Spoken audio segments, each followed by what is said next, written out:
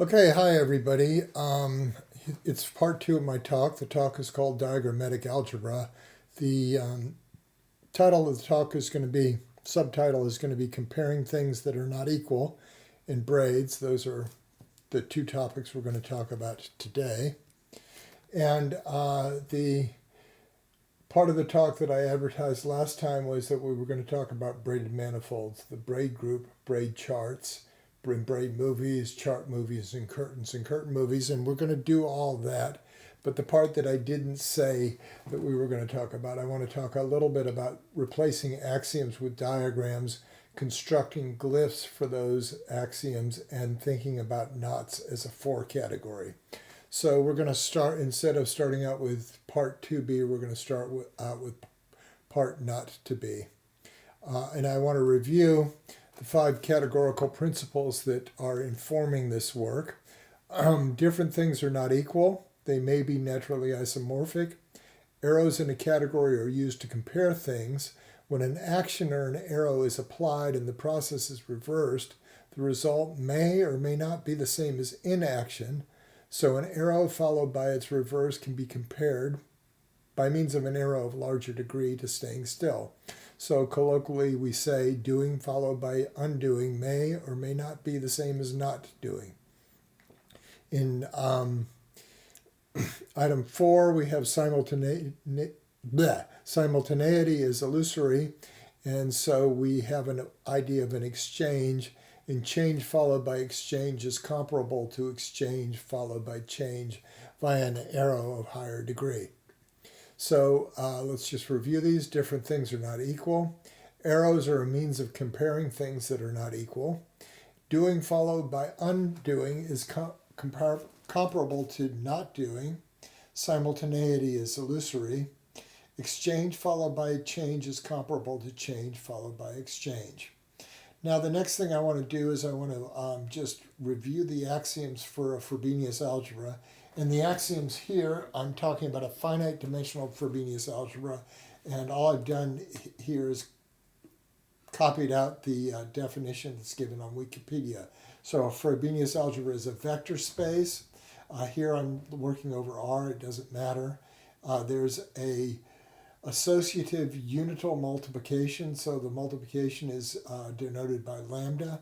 There's a non-degenerate bilinear form that's denoted by the upside down V or the wedge. The unit is denoted by the map from R into the algebra.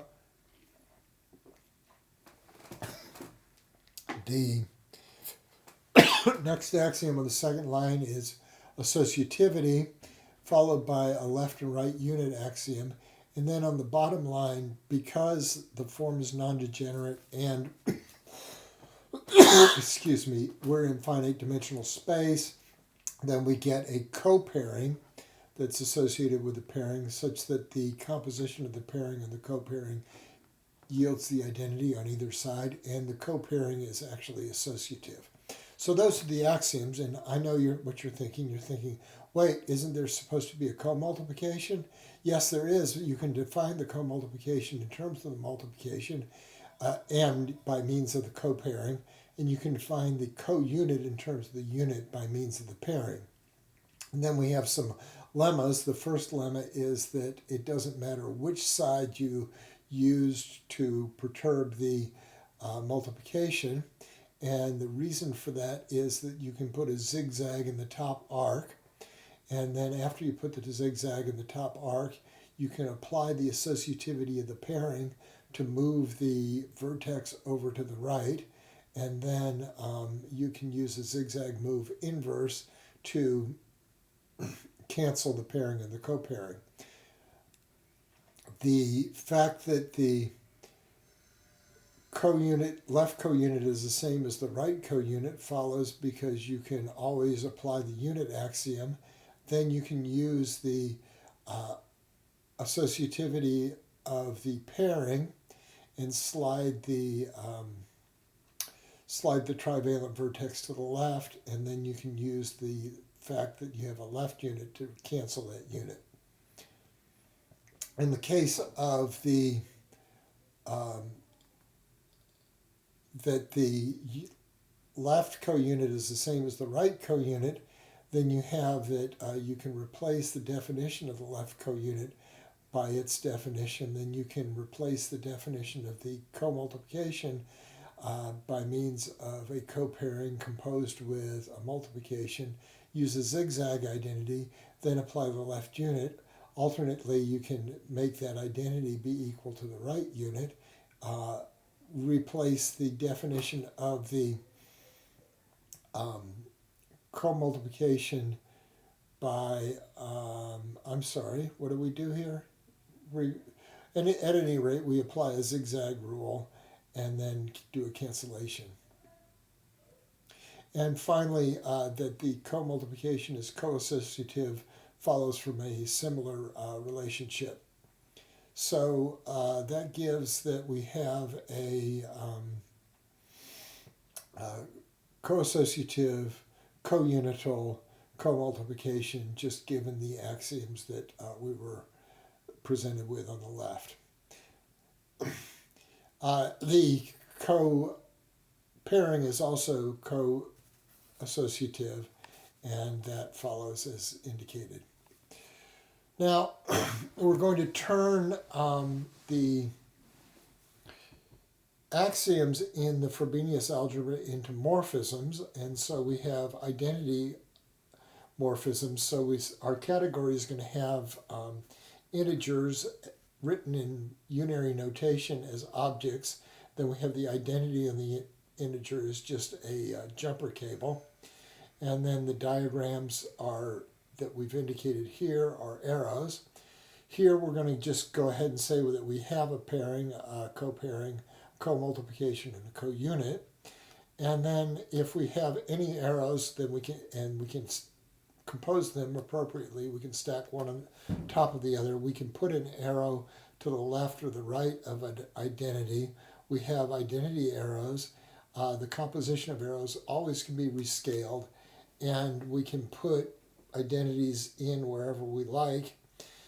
And then we have an exchange axiom. So the exchange axiom is how, we'll see in a moment, this is how we deal with a horizontal composition, which we disallow.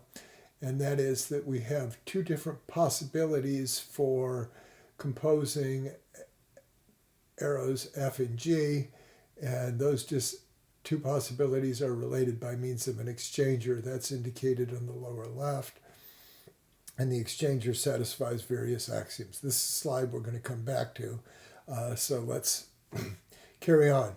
So the idea in a category is that it's common to assert that the composition of arrows, one composition is equal to another composition. So you can say that the diagram above commutes, but when different things are not equal, then you replace that diagram with a double arrow. Now, the double arrow may be a natural isomorphism. It may have some other properties. You should think about the double arrow as a process of doing, and then the upside down double arrow is a process of not doing. In general, a double arrow has a source arrow F0, a target arrow F1, and each of F0 and F1 have a source object and a target object, and those source objects and target objects are required to agree. We allow composition of arrows to be globular, so we can, as long as we have sources and targets agreeing appropriately, then we can globularly compose F and G as written over there. And another thing that we can do is we can write that globe, that oblong oval composition, we can always expand things by means of identity arrows. And so an arrow without a direction is always an identity. In general, when you have a composition of arrows, you can contract all of the arrows in the source to a single arrow, and if you like, you can contract all but two of the arrows to a pair of arrows, and we'll call that F up. Alternatively, in the source, you can compose all but two arrows and call that, and in the target, compose everything to a single arrow and call that F down. and I guess that's ue and shita. And then we can write such a composition by expanding it into rectangular form. So here the arrow directions are a little bit different, but that's okay. So we can take an ue arrow upside down F and write it in rectangular form, or we can take a shita arrow and write it in rectangular form. We'll also allow skew compositions of arrows. So as long as there's some arrow along which things agree, we can compose them by augmenting things with an identity arrow as indicated here. And those two diagrams can also be contracted to these compositions of triangles as indicated here. What I disallow is a horizontal composition of arrows. And the reason I disallow this is because in general, that composition is going to be ambiguous. One of the two double arrows has to take priority. One of the two double arrows has to be performed before the other. And so we'll just disallow that and replace that with, so we'll say that we perform the arrow G before we perform the arrow F. We're reading diagrams from bottom to top. And that's one choice for disambiguating that. And another choice is just by replacing which comes first. And then when we replace which comes first, then we get a new arrow. In this case, it's going to be a triple arrow, and that triple arrow is an exchanger. That triple arrow exchanger is going to satisfy certain axioms. It's going to be natural with respect to any other triple arrow. So over in the movie version of this, on the left-hand side, we exchange F and G, and then we change F to H. Alternatively, on the right-hand side, we change F to H first, and then we exchange H and G. So change followed by exchange is comparable to exchange followed by change. And the naturality condition, which we've discussed here, also is manifested in the type 3 move. In that case, the change is the exchange between two strings, and the exchange is an exchange of a single string with two strings. And then that this is an isomorphism means that there's an arrow going backwards. And so in this case, doing followed by undoing is the same thing as not doing. So a rough definition of an N category is a category in which the set of arrows between any two objects forms an N-1 category. Now, getting that definition right in all cases is very difficult. I don't know how to get it right in all cases. I just know that I can operate as if everything works up to level 6 or so. Things get more complicated subsequently, but I suppose that they can be dealt with. So in particular, for any arrow in our category, there's an identity upon it. So we had arrows Y, lambda, cup, and cap, and unit and co-unit. And then the identities upon those things are going to be those surface-like diagrams that we see in the middle top of the slide. Since different things are not equal, then we replace equality with an arrow, a double arrow. So we replace the co-unit definition with a double arrow, and there are 4 or 8 possibilities for that. We replace the unit axioms with surfaces. We replace the non-degeneracy with zigzag identities. We replace the associativity with a piece of a foam, co-associativity with another piece of a foam, and then the definitions of multiplication and co-multiplication with little foams that have little bandees in them. So the important bit in that last slide is that we have these types of double arrows, and the basic shapes are given here, and then all of the other shapes are obtained from these basic shapes by appropriate reflections. Either we reflect in the plane of the paper, or we reflect in a vertical plane coming out of the paper, or we reflect in a horizontal plane coming out of the paper. Now in this slide we're going to show how to construct glyphs or names for these particular double arrows. So the double arrow that says that the co-unit can be defined in terms of the unit, the double arrow is the composition of a unit and an identity and then a pairing, and that is comparable to a co-unit. So that composition is comparable by means of the triangle in the middle, and then if we just try to draw a surface that depicts that composition, then we get that little piece of fabric with a fold in the back corner back, right corner back, and then we abstract that diagram, the drawing of the diagram, to define a glyph, and each of the glyphs is supposed to tell you whether it's a unit, co-unit, and so forth, and the glyphs contain auxiliary information and try to be as unambiguous as possible. We have other glyphs for units and co-units, definitions of units and co-units in terms of each other. So we have 8 such glyphs.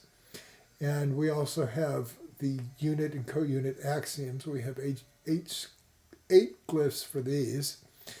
And we also have another glyph which is not part of the axiomatic system but is a consequence of the axiomatic system. So we have these shark's fins, and these shark's fins correspond to what happens when you multiply 2 elements and then compose that with a co-unit.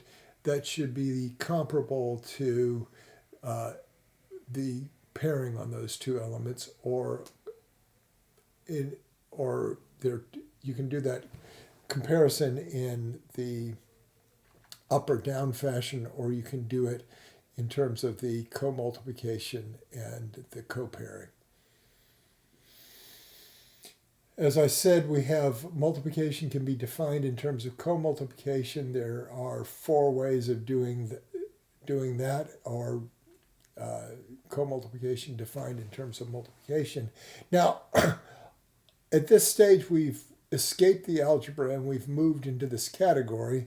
And at the algebra level, these things are identities, but at the categorical level, they may or may not be identities. Compositions of them may be comparable to doing nothing. And so we have all 8 types of those.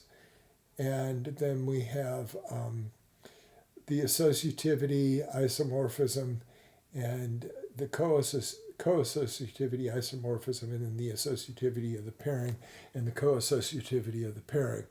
So proofs within the algebraic system correspond to compositions of these things, and proofs correspond to relationships among such foams.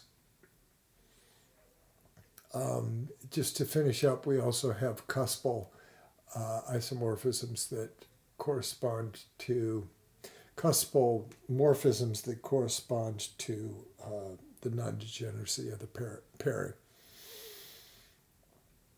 So now I want to talk about classical knots from this point of view, or this framework. And so this is what I'm going to do. I'm going to start out with a category that has one unnamed object. And the only arrow that I'm going to allow with that unnamed object is an identity arrow.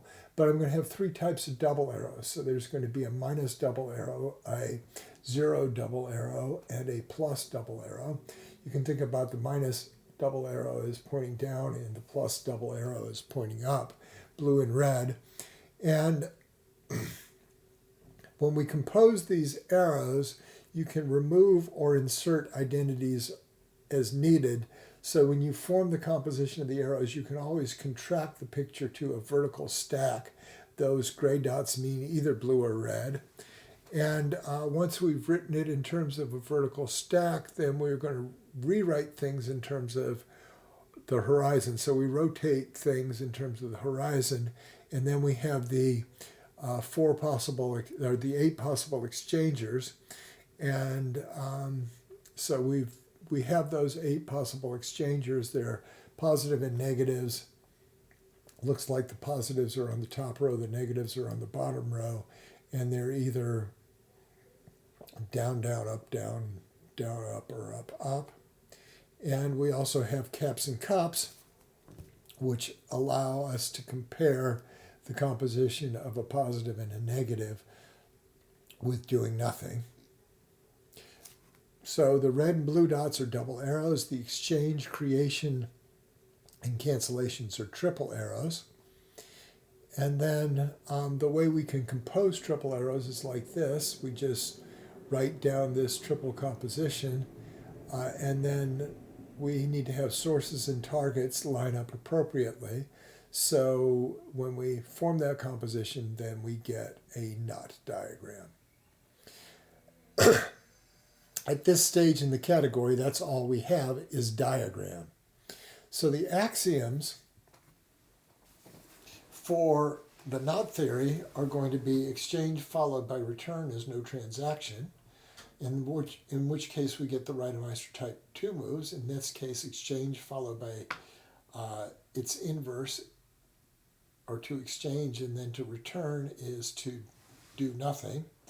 In case of change followed by exchange being exchange followed by change, we have the Reidemeister type 3 move, and we also have these type 2 moves here, where the change is the annihilation or creation of a pair of particles. And the exchange is then an exchange between two strings. Those properties imply certain psi moves. We'll also allow type 1 moves for no reason other than we have type 1 moves, and we'll also allow zigzag relations. And this zigzag, the red, it can either be red or blue. It just happened to be that the picture that I found was only written in red. So in selected cases, what we want to do is replace an axiom, a knot theory axiom, with a higher order arrow. So for example, the type 1 move can be thought of in a space-time continuum as this surface with this branch point upon it, and we abstract from that surface, we abstract the double curve and the fold, and then from the double curve and the fold we construct a chart, and then from the chart we construct a glyph. The glyph is supposed to be a morphism from, for example, from cap to x cap, or all the 8 variations that we see here. In the case of a type 2 move, then we have the surface picture and we abstract that to the chart, and from the chart we get a glyph. And in the case of the type 3 move, we have the standard picture of a triple point, and that's replaced by the chart, which is this 6-valent vertex, and we can replace that chart by a glyph. I'd like to mention something about the quality of this slide. I'd like to apologize for it, but the easy way to prepare slides is to take what you've got and copy them into Keynote and then run your slides like that. It's about 1,000 times easier than it is to try to put things into Beamer. And but there is some degradation in quality of the surfaces here. Furthermore, we have birth, death, saddle, forks, cusps, and other arrows, and we can use those other arrows to describe knotted foams or knotted surfaces in force space. And then relations among those arrows would be 5 morphisms, or 5 isomorphisms in the case of the Roseman moves. And those 5 5 isomorphisms show how we can think about surfaces or foams in 4 space as a 5 category. Kamada's theory of surface braids is a little bit simpler than that, and so we're going to replace some arrows with different arrows. Here, arrows are going to mean quadruple arrows. Quadruple arrows are the motions of knot diagrams of knots through time, and so the knot, as it moves through time, you have 3 spatial directions that contain the knot, and then 1 temporal direction, which gives you the arrow direction. So as I said before, the Roseman moves are 5 arrows, but why stop there? We can look at relations among relations to get 6 arrows, and these are atomic pieces that we can use to describe 4 manifolds embedded and immersed in 6 space. So now I'm going to talk about the braid theory.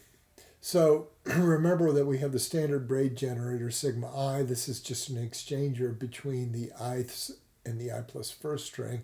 Its inverse exchanger is the exchange where the ith string crosses over the I plus first string. The braid group is given by the presentation 1, 2, 1 is equal to 2, 1, 2, and 1, 3 is equal to 3, 1. And so our objects, we have a single unnamed object star. We have only the identity arrow from star to star, and then we have double arrows from the identity to the identity. And all our double arrows are going to be pointing down, so they'll all be painted black. Now, I'm going to make a mistake and call those objects because I can collapse the category. So when I collapse the category, the objects just become integers. But those objects as integers are actually specific points along a line. So the braid relations that we have, together with the trivial relations, induce a plethora of other relations. And so we want to schematize that plethora of other relations. So we have 6 Reidemeister type 3 moves. We have some 8 types of exchanges, and we have probably 4 types of cancellations. So different things are not equal, so replace equalities with arrows. And so among those 6 relations that are Reidemeister type 3 moves, we replace those with arrows. Those arrows will be called white vertices. The name of the arrow is the glyph that has 3 legs and 3 lines and a white vertex. The serifs and the glyphs are crossings or negative crossings, and the crossings and negative crossings correspond with, for example, sigma I inverse sigma I plus 1 sigma I. The cancellation of a braid generator and its inverse is given in one of these 2 forms. Of course, we can also create a braid generator and its inverse by reversing those arrows. So that would be a cup relation in the reverse direction. And then the commutators of distant braid generators are shown here, and I should have 8 such relations. First, I have the relation that corresponds to the identity. The left-hand side moves to the right-hand side, but then I also have the relation where the right-hand side moves to the left-hand side. I want to create a few more quadruple arrows. These are going to be called black vertices, and they're related to type 1 moves and settles. And the way they're related is as follows. So we have this broken surface diagram where there's a branch point, and this is literally the graph of z goes to z squared drawn in broken surface diagram form, where z is a complex variable. The origin is a twofold simple branch point there. What Kamada's taught us how to do is to think about a braid movie in terms of its braid chart, and that braid chart is a composition of quadruple arrows. So what I'm going to do is I'm going to move that chart over here and then start thinking about the braid movie. So at the right-hand side of the slide, we have the chart, so that contains all the labels, the 2s and the 1s, and it contains arrows, and the arrows tell me whether it's a braid generator or its inverse. So the inverse generators are on the bottoms, and that means that the arrows are pointing left in the diagram that I'm about to draw on the bottom. The first thing that happens is a type 2 move. The next thing that happens is another type 2 move. The next thing that happens is another type 2 move. And then the next thing that happens is that we see a black vertex, and that black vertex, there is a crossing, pseudo-crossing that's created just for an instant, and then when you move past it, it becomes a genuine crossing. And then we have another black vertex there, and then it resolves to a general crossing. That is returned to a black vertex, and then resolved, and then there's another black vertex, it's resolved, and then we have a sequence of type 2 moves as indicated there. So if you just rotate the chart that appears on the right, if you rotate it 90 degrees clockwise, and you get the chart at the bottom, and the chart at the bottom describes the braid movie that you see there. I'm not going to go into this one here. Those of you who'd like to should stop the presentation here and then check whether the chart movie describes the chart describes the braid movie that's given there. And I think you'll enjoy going through that as an exercise. We can form braid closures, and what we do is at each level in the braid chart, we form the closure, and then we cap off the braid closures at the tops and bottoms with successive caps. And then where that window is, that chart tells us how to reconstruct the surface inside there by interpolating the braid movie in the inside there. So a chart, by definition, of braid index n is a finite graph in the 2-disk where the edges are oriented and labeled with integers 1 through n minus 1. Each vertex is either a degree 1, 4, or 6 vertex. The edge adjacent to a degree 1 vertex is either oriented towards or away from the vertex. 4 edges adjacent to a degree 4 vertex are labeled I and j alternately. The distance between I and j is large, and diagonally opposite edges have the same orientation. And the 6 edges adjacent to a degree 6 vertex are labeled with I or I plus or minus 1. 3 consecutive edges are oriented inward, the other 3 are oriented outward. And the graph is assumed to be disjoint from the boundary of the disk. A black vertex is a degree 1 vertex, a crossing is a degree 4 vertex, and a white vertex is a degree 6 vertex. So that's what we've described. And now what I want to do is I want to describe the relations among charts. So the quadruple arrow exchange, in fact, this exchange of distant braid generators is a quadruple arrow exchanger, and it's strongly invertible. So that means that if you do and then undo, that's the same as not doing. The family of quadruple arrow exchangers are naturals with respect to other quadruple arrows. That gives a Reidemeister type 3 move. Here, I, j, and k are sufficiently far apart. We can move a bunch of crossings to either side of a white vertex, and we can move a black vertex. We can exchange that with... we can undo a crossing by pulling a black vertex through the crossing.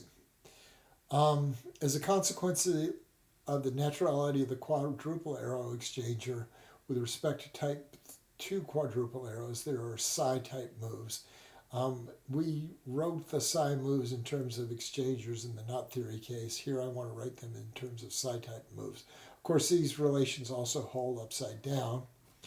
We have a quadruple point move in this case, and then we have the ability of sliding certain black vertices through white vertices, and there are some signs that are directions to the edges that are prohibited here, and the directions to the edges are denoted by plus or minus signs, and you can stop the slide and maybe magnify it to read all those signs. So the type 2 and the type 3 moves are strongly invertible. This means that there are cuspal 5 isomorphisms for the skew compositions of a type 2 birth and death pair. That bit is not drawn yet, so we have that the type 3 moves are strongly invertible, so their composition of two type 3 moves is comparable to an identity. The type 2 move is strongly invertible, means that we have bubble and saddle moves for the type 2 moves. And then the bit about the skew composition is indicated here in terms of these red curves. So zigzag identities hold. White vertices and black vertices can be pushed over maxima or minima as indicated. And so this is related to an adjoint property of inner products, although I don't want to say it here. We also can call these fishhook properties or candy cane properties. So these are some of the relations that we have. And now I guess they're all of the relations that we have. And so we have isotopies of surface braids that are described. But we could add other 5 arrows and think of these 5 out and think of the 5 isomorphisms simply as arrows that can be composed. So consider the simple arc like this. This is literally the graph of z goes to z squared restricted to the Riemann sphere. And it's also the twofold branch cover of the 2 sphere with 2 simple branch points. The transition from an empty chart to a chart with a single arc is the transition from a pair of concentric spheres to the purse-like object, and that transition corresponds to attaching a one handle between the 2 concentric spheres. Now the reason the one handle is not just a straight tube between there is because the spheres have a normal orientation, so you have to put a twist in the one handle in order to connect them. We'd also like to introduce a solipsis or a node, and so there's a sink solipsis on the left and a source solipsis on the right. Solipsis can be pushed off of a black vertex, or it can be created in a source sink pair. So you can create solipses or annihilate a pair of solipses at source sinks, or you can just push a solipsis off a black vertex as indicated here. I've only indicated one of the possible orientations there. There's another possible orientation. And we could do up and down if we wanted. We'd also like to include a 5 arrow where we can take a string and split it into 2, or we can, in the 5 arrow that we talked about earlier, we can just create or annihilate it in an arc. So we have those 5 arrows, we have the solipses that can be pushed, and we have that solipses can be pushed through crossings, they can be pushed over optima, and they can, in certain cases, they can be pushed over type 3 moves. And these relationships, again, are the naturality of certain exchangers. So movies of charts are used to describe branch coverings of solids. So a chart movie consists of a finite sequence of charts. So remember, a chart is that graph with all the red curves, labels on them. The chart has, in each chart in this sequence has braid index, and the first and last chart are both empty charts, and each successive chart is obtained by the previous one by one of the chart moves that we described. creation or cancellation of a pair of branch points and exchange of height between the vertices, the creation of a solipsis at a black vertex, it changes the sign of the vertex, creation of a pair of solipses, or a solipsis moves through a vertex of a chart as we just described. So at the beginning and end of the movie, the braid indices at the beginning and the end don't have to be the same, but to get from the beginning to the end, we either create a circle, we annihilate a circle, or we create an arc or annihilate an arc. Now, this chart movie, we interpolate between scenes in the chart movie in order to create curtains, and these are some types of creations that we do. These correspond to pushing a black vertex through a white vertex. They correspond to this ability, it's really this naturality condition of the exchanger, the four-arrow exchanger. And so these are some types of things that we'll see in the chart movie. Here's some other chart movies that we have. So for example, we can start with this chart movie here. From the bottom to the next still, we create an arc, and then from the arc annihilates, and of course the corresponding curtain is a disk. And the orientation of the disk is as indicated. And then the twofold branch cover of the three-sphere that's branched over an unknotted circle is also a three-dimensional sphere. The curtain that consists of a disk represents a braiding thereof, and it's the twofold branch cover of S3 that's branched. Oh, sorry, that comes next. This is, the words were just copied out of place. This is the movie that we see. So we have a pair of nested spheres. We have one handle attached between, and then a two handle annihilates that one handle. And at each end of that scene, the spheres cap off. And so that describes a three-manifold braided in five space. Here's another three-manifold braided in five space. That's the chart movie. This is the curtain, corresponding curtains. So you see as an arc is born and then dies, it creates a disk. And then if another arc is born and died, it creates another disk. And so the twofold branch cover of S3 that's branched along a pair of unknotted, unlinked circle is in fact the product space S2 cross S1. The top disk creates a three-sphere, and the bottom disk attaches a one handle to it. The curtain that consists of these two labeled disks represents a braiding of this manifold. Ciphered surfaces are examples of curtains, and in this case we can use the ciphered surface to create braidings of lens spaces. What we've done is we've drawn the ciphered surface for the figure 8 knot, perturbed it so that it's written in general position, and then take a bunch of non-critical horizontal slices. The slices are exactly at the levels that are indicated. So if you extend those horizontal lines across, they should intersect the ciphered surface in the given chart. And then the charts differ by any of these isotopies. We're going to go through one of these in a little bit more detail in just a second. But we also, on the right-hand side here, we can decompose this entire thing by means of some iconography over here, and that this is a lens space occurs because it's a two-bridge knot. So we have two bridges and two valleys. So after the bridges and valleys occur, then we have a torus, and so that's the twofold branch cover of S2 branched along four branch points is a torus, and that torus then undergoes some isotopy before the handles are attached, the two handles are attached, and so this gives a really nice description of the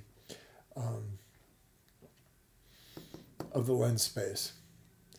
In the case of we can use non-orientable surfaces for this construction.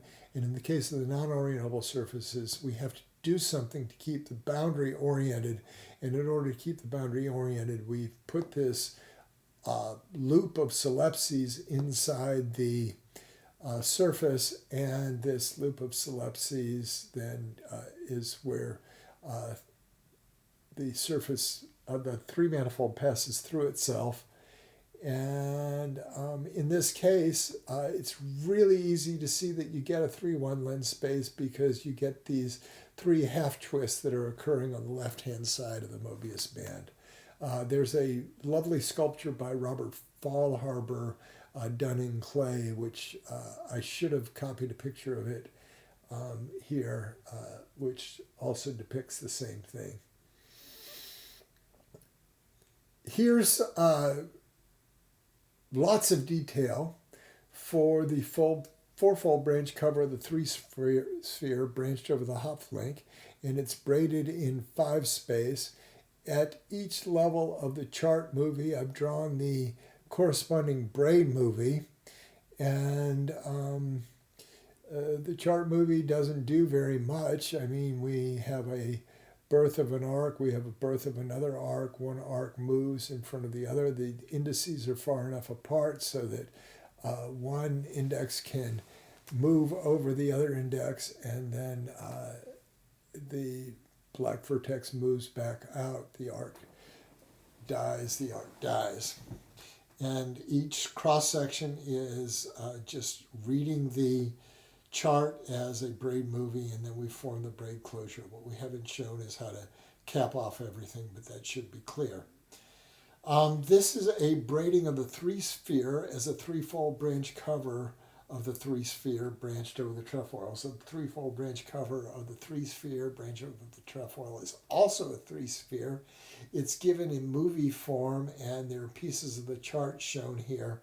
And let's just describe the movie a little bit. We have a birth of an arc, a birth of another arc, and then we get this twisting. So we move the red arc in front, then we bend the blue arc so that it moves in front. Then we put another couple of kinks in there so that the red arc can move in front of the blue arc. And then we pass the blue arc through the red and blue arc. We pass one of those vertices through, and then we unpass it, and then those are the depictions of the pieces of the curtain at that point. And then for the rest of the things, we just keep all the endpoints fixed and straighten out the arcs together with a little saddle point in there, and that creates this this curtain. This curtain then describes this 3-fold branch cover braided in 5 space. So we can also give curtain movies. So we have a sequence of curtains. The initial and final curtains are empty, and the first and last curtain is either a disk with an anti-clockwise oriented boundary or a 2-sphere with labels in 1 through I-1. As is the case in chart movies, the labels in the disk of the sphere, disk or sphere U1 doesn't have to coincide with the labels on the last one. And each one of those things differs by an application of some 6 isomorphism, some other 6 arrow, or an exchange of critical levels. Here is an example of a curtain movie. So we have, on the left-hand side, we have the curtain movie. On the right-hand side, we have the corresponding chart movie for each of the curtains. And we have a description of what's going on there. And each still in a curtain movie represents a chart movie. Each still in a chart movie represents a braid movie. Each still in a braid movie is a sequence of words in the generators of the braid group. Successive stills in a braid movie differ by equivalence of braid words. The introduction or deletion of braid generators or solipsis that converts a generator to its inverse or vice versa. A braid movie is a composition of quadruple arrows. A chart movie is a composition of quintuple arrows, and a curtain movie is the composition of 6 arrows. In any case, successive stills are related by some geometric transformation to the underlying string surfaces or solids. And this is a curtain movie that describes an immersed braiding of CP2 connects some CP2 bar. And the reason that that's the manifold that's being immersed is because if you examine the curtain movie closely, you'll see that it's a Klein bottle, and that we use the solipses to change the orientation on the Klein bottle on one of the discs. And let's do one last example. And this is a curtain movie that describes the threefold branch cover of S4 branched along the spun trefoil. And the movie is palindromic. It says to go through stage 0 through 15 and then go 0 through 14 and then go backwards again. I guess there are 28 stages in the movie. And not only is the movie palindromic, but I think that no, not every still in the movie is palindromic. Anyway, one of my favorite palindromes is due to Peter Hilton. Doc note, I dissent. A fast never prevents a fatness. I diet on cod. And this is another version of the same chart movie. What I did was demonstrated it as, curtain movie. I demonstrated it literally as a curtain movie, so the curtains start to intertwine, you see, and then I've shown in each stage how the curtains change from one to another. That's my story. I'm sticking to it. Thank you very much for listening.